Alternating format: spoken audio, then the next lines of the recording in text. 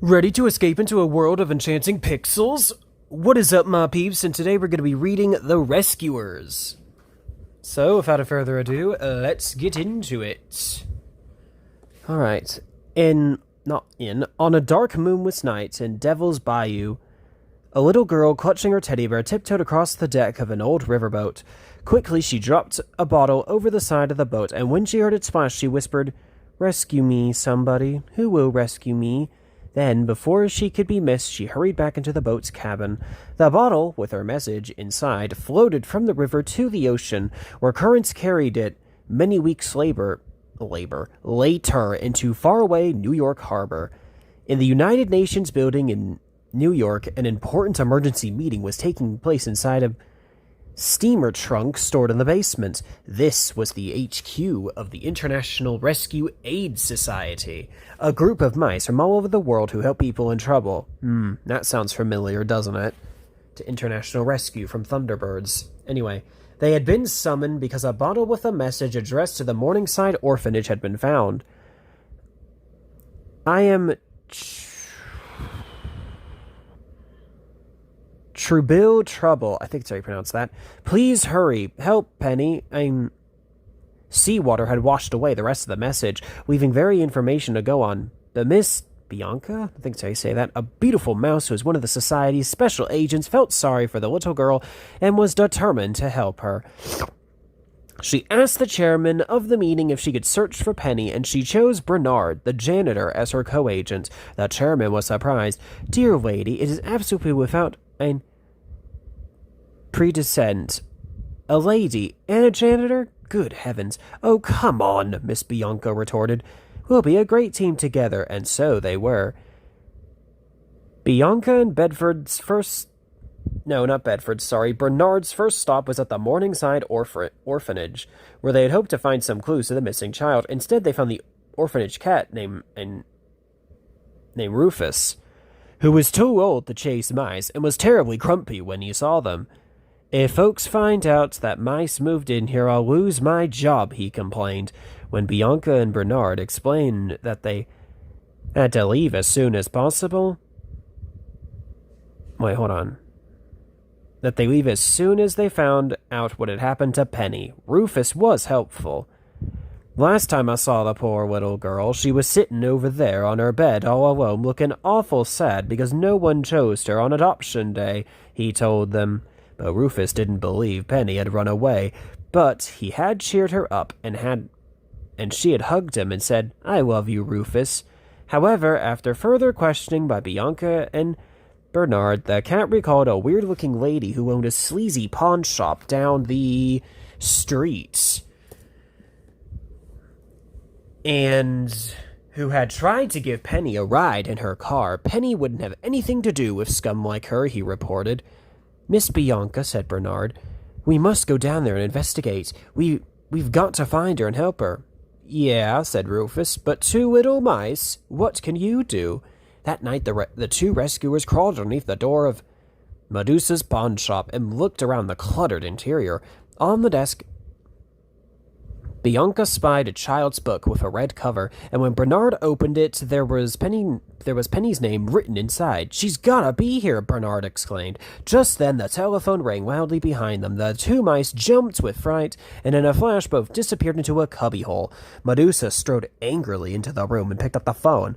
The mice heard her scolding someone called Snoops because he hadn't found the diamond yet. Then their little pink ears really picked up what she said. "You caught Penny sending messages in bottles? Can you even control a little girl? Shut up!" She slammed down the receiver and muttered, "I am taking the next flight down to Devil's Bayou." While Medusa was packing, Bianca and Bernard managed to hide themselves in her suitcase, but once they were in the car, Medusa drove like a madwoman, and the suitcase took one great big bounce off the back seat and flew out onto the sidewalk, spilling cloves, combs,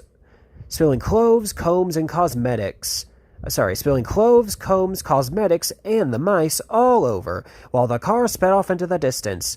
Now they would have to get to Devil's Bayou some other way.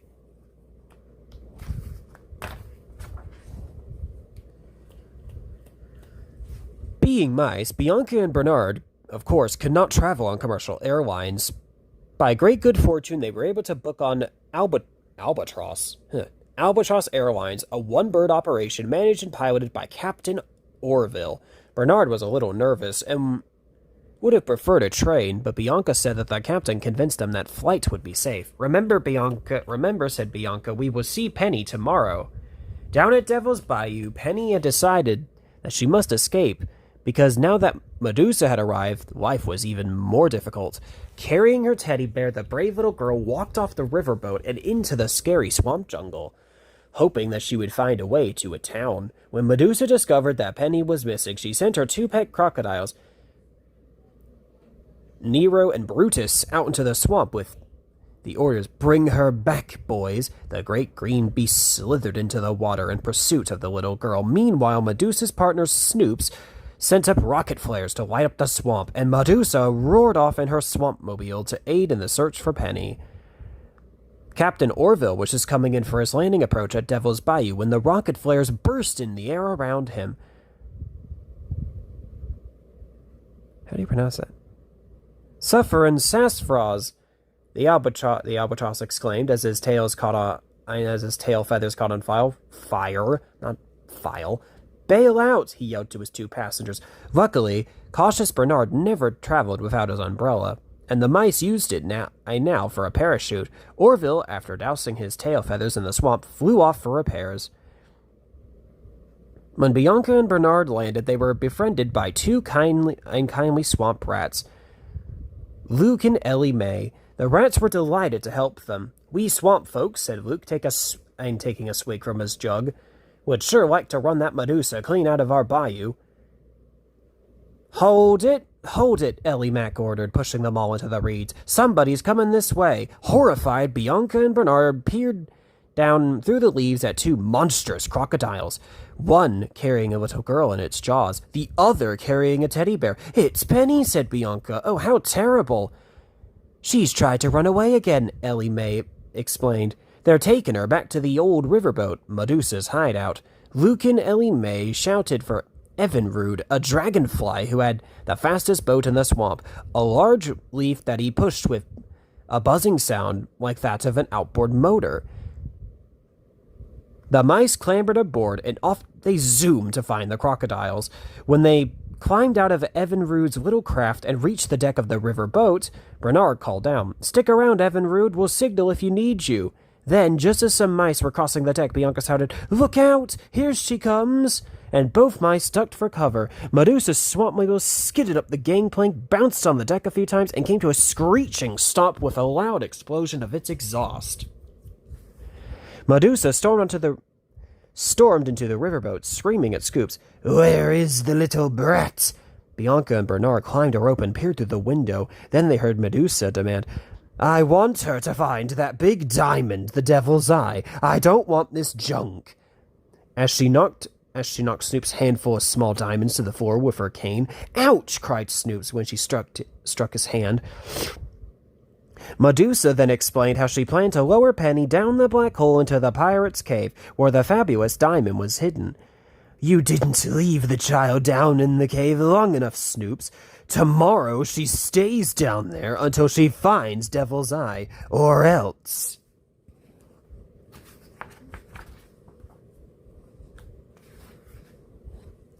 Bianca and Bernard realized there was no time to lose. They had to rescue Penny from this dreadful woman at once. The mice scampered along the deck until they came to the window at Penny's room. The little girl had put Teddy's nightcap on him, and she and her bear were saying their prayers.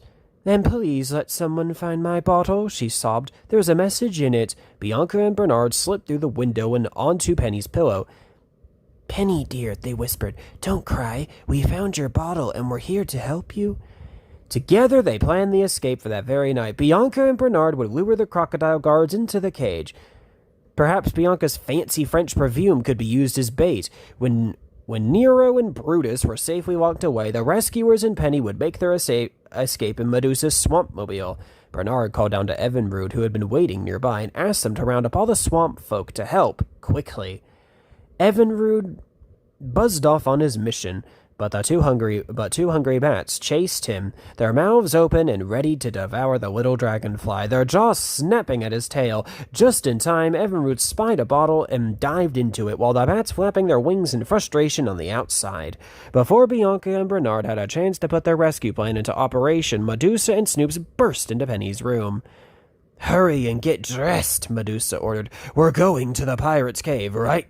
In a way to take advantage of the low tide." The mice quickly slipped into Penny's pocket, where small though they were, their secret presence was a comfort to the little girl.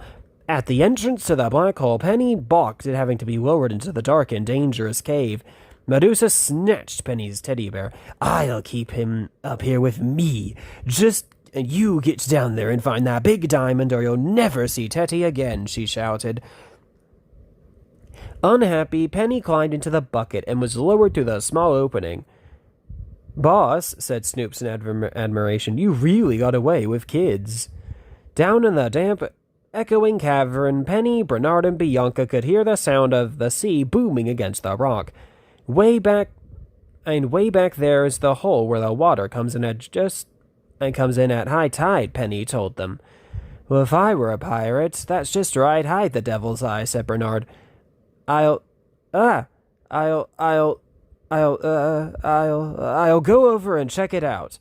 While Penny held the lantern, Bernard and Bianca explored deep within the pirate's cave. The tide was rising, and at the last possible moment, the mice found the brilliant diamond embedded in the eye socket of a skull. When they pried it out, it was bigger than they were. "Medusa, I found it," Penny called. "Hurry and pull me up." She and the mice jumped into the bucket as the rising water flooded into the cave. When they reached the surface, greedy Medusa snatched the diamond. She sacrously, I think I pronounced that, allowed Snoops to see the prized jewel, although half of it was supposed to be his. And back at her hideout, she secretly concealed the diamond in Penny's teddy bear. When Penny pleaded for the return of Teddy, Medusa laughed cruelly. "Teddy goes with me, my dear. I've grown quite fond of him." Meanwhile, Evinrude had eluded the bats and buzzed the alarm to the swamp folk. They had joined forces and launched an attack on Medusa's boat.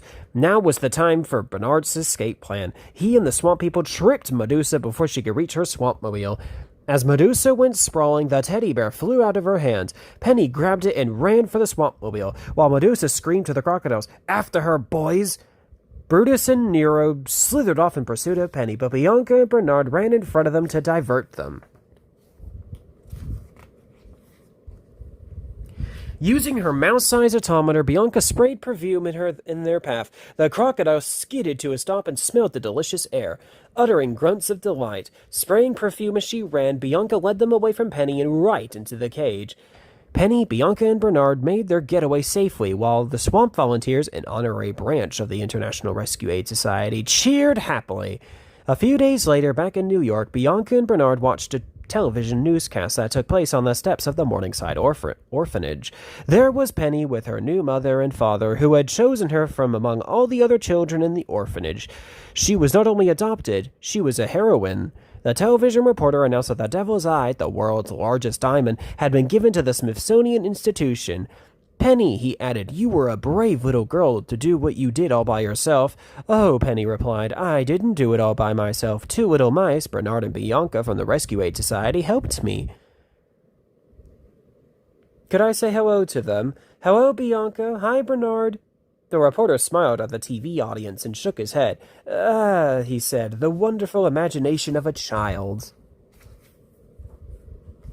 The end. Here are some details about the story and movie.